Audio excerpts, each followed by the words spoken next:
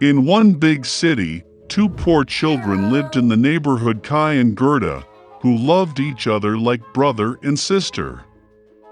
Parents allowed them to walk to each other on the roof to visit and sit on a bench under the roses. In the warm season, they spent all their time here, inventing different games, and in the winter they loved to sit by the warm hearth and listen to amazing stories that their grandmother often told them.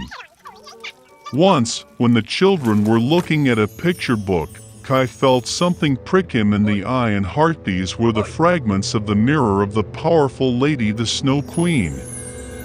Since then, the boy's behavior has changed dramatically. He became angry, rude, and cruel. One day, Kai went tobogganing and never returned.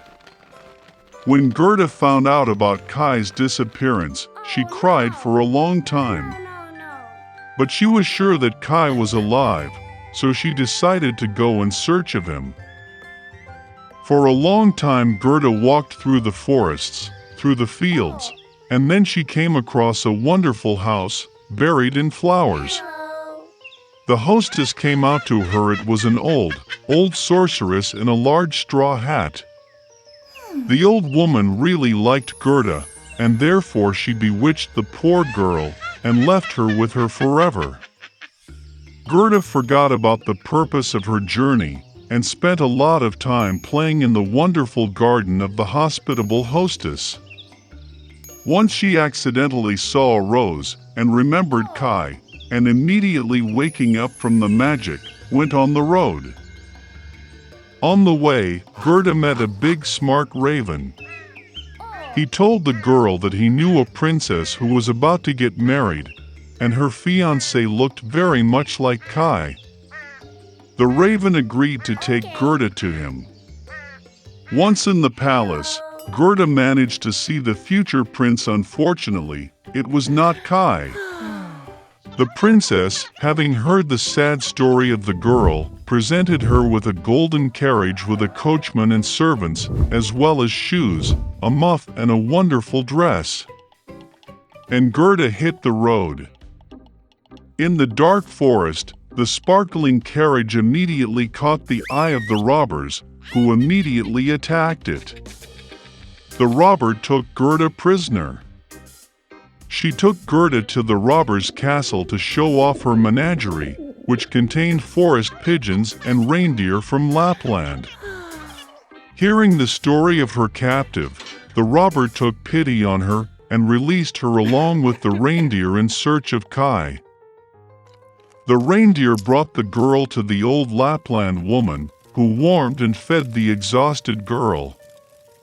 She wrote a few words on a dried cod to her friend Finn, who lived near the Snow Queen's palace, asking to help the girl.